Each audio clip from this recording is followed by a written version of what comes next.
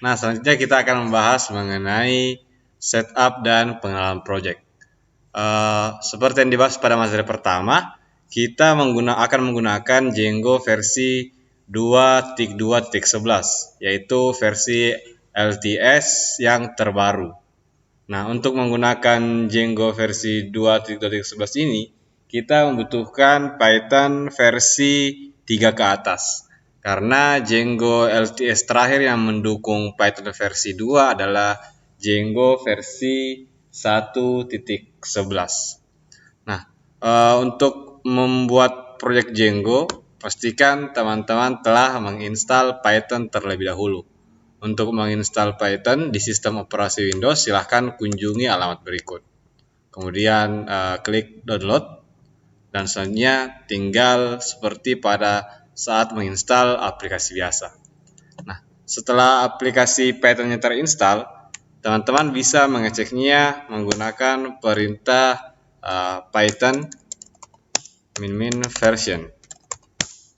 Nah, jika telah keluar versi Python-nya, berarti Python telah terinstall di laptop teman-teman. Selanjutnya, untuk membuat project Django, pertama-tama teman-teman tentukan lokasi di mana proyek tersebut akan disimpan. Pada kesempatan kali ini saya akan menggunakan direktori E. Kemudian di dalam direktori ini saya membuat sebuah folder dengan nama Geo Django. Nah, dalam folder Geo Django ini kita akan membuat sebuah virtual environment. Gunanya adalah agar kita mampu membuat Python yang terisolasi dari sistem komputer kita. Jadi Python yang sebenarnya, Python yang ada di komputer kita tidak akan terganggu. Nah, untuk membuat virtual environment, kita tinggal membuka command prompt pada directory ini.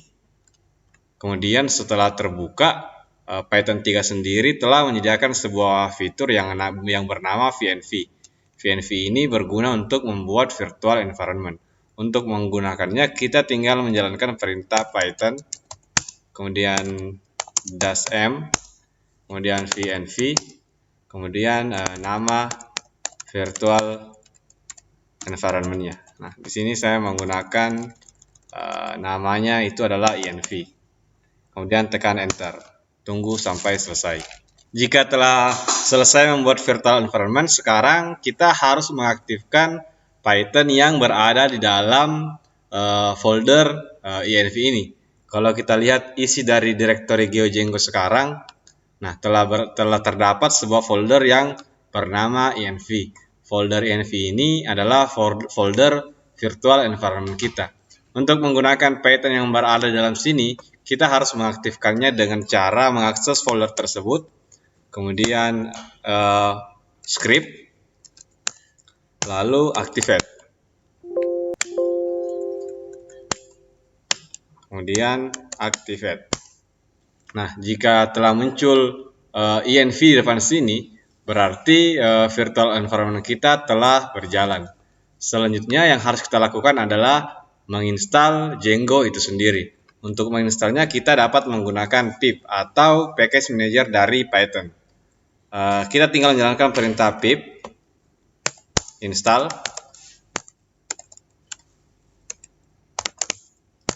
kemudian Django. Nah, karena kita ingin menggunakan versi yang spesifik, yaitu versi 2.2.11, berarti saat menginstal Django kita juga harus menspesifikkan versi berapa yang akan kita install. Karena sebenarnya sekarang Django selain versi LTS terdapat versi lain. Untuk memberikan versi, kita menambahkan perintah sama dengan, kemudian versinya 2.2.11. Nah, selain Django sendiri, saya juga akan menginstal yang namanya AutoPep8 yang berfungsi sebagai formatter kode agar kode kita menjadi lebih rapi. Kemudian ada yang namanya PyLint atau linter untuk kode Python. Selanjutnya kita tinggal menekan enter dan tunggu sampai selesai. Nah, setelah selesai, yang harus kita lakukan selanjutnya adalah membuat project Django. Untuk membuat project Django, teman-teman dapat mengaksesnya menggunakan perintah Django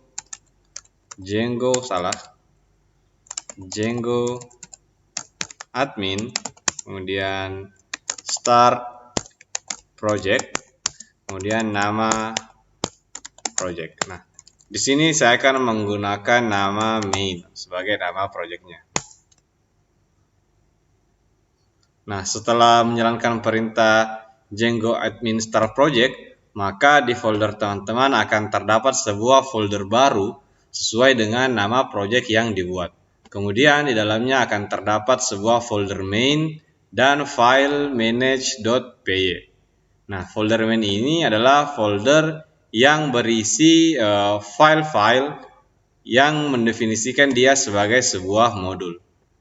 Nah, sedangkan folder main yang berada di luar ini adalah pembungkus dari yang ada di dalam sini. Jadi yang kita butuhkan sebenarnya yang berada di dalam sini. Sehingga folder yang di luar ini bisa kita rubah namanya atau bisa kita rename. Nah, di sini saya akan mengganti namanya menjadi web. Nah, setelah itu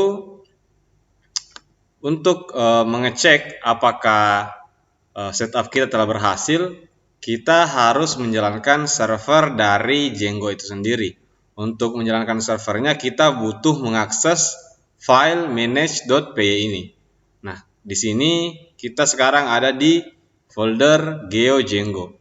Berarti selanjutnya kita harus masuk ke dalam folder web. Kita masuk ke dalam folder web. Kemudian, nah di sini file manage.py ini kita akan akses menggunakan perintah Python manage.py run Python manage.py run server. Jika telah muncul yang seperti ini, berarti server Django kita telah berhasil berjalan di IP 127.0.0.1 port 8000. Untuk mengaksesnya silahkan buka web browser. Sini saya menggunakan Chrome. Kita buka di tab baru di IP 127.0.0.1, kemudian portnya adalah 8000. Nah, jika telah muncul tampilan seperti ini, berarti kita telah berhasil men-setup Django versi 2.2.11. Selanjutnya, kita akan berkenalan dengan struktur project dari framework Django itu sendiri. Untuk membahas mengenai struktur, saya akan menggunakan kode editor Visual Studio Code. Nah, di sini saya akan membuka folder yang tadi. Open folder, kemudian arahkan ke lokasinya. GeoDjango. Kemudian select folder. Selanjutnya kita akan melihat isi dari hasil generate perintah Django admin start project. Di sini terdapat sebuah file yang bernama manage.py, sebuah file Python yang mana di dalamnya terdapat sebuah fungsi atau metode main. Nah, metode main ini adalah metode utama yang akan dieksekusi oleh Python. Kemudian di dalamnya di sini ada pengecekan terhadap metode main. Jadi file manage.py ini adalah file yang akan menghubungkan antara Python Django dengan server. Nah, kemudian di dalamnya lagi terdapat sebuah main yang sama dengan nama project yang kita buat, dan di dalamnya terdapat beberapa file. Di sini ada file init, setting, URLs, dan WSGI. Nah, file init ini adalah sebuah file yang menunjukkan bahwa folder ini adalah sebuah modul.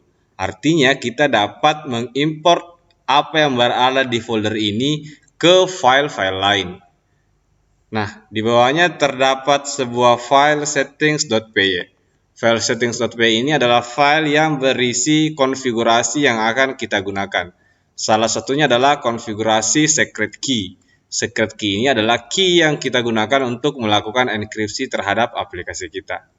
Kemudian ada middleware, lalu ada templates. Nah, konfigurasi template sendiri adalah konfigurasi untuk mengatur sistem templating yang ada di Django.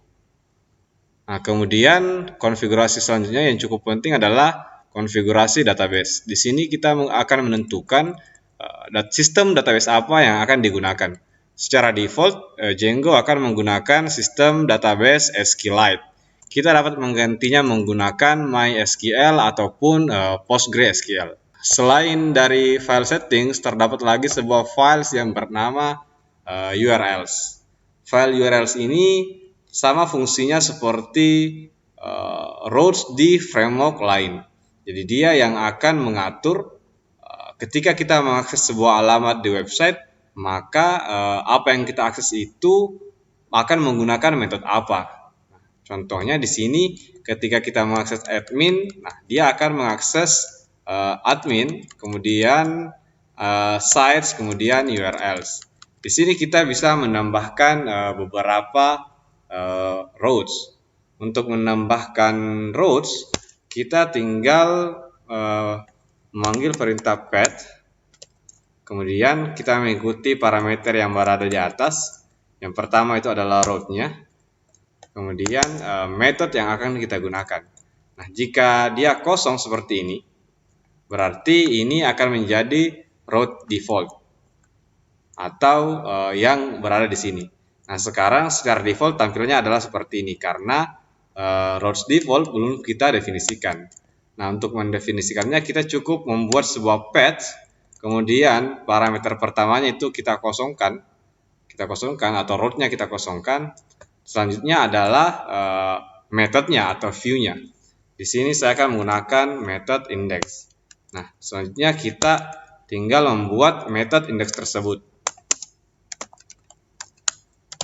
Nah, untuk membuat sebuah metode yang menjadi sebuah request, kita perlu mendefinisikan sebuah parameter yang bernama request. Kemudian dia akan mereturn sebuah HTTP response.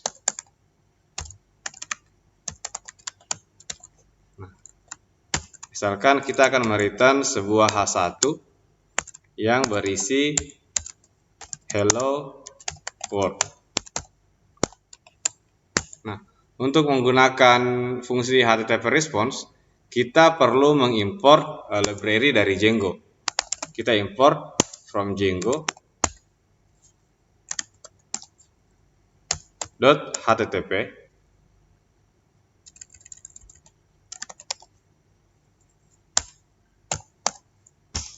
import HTTP response.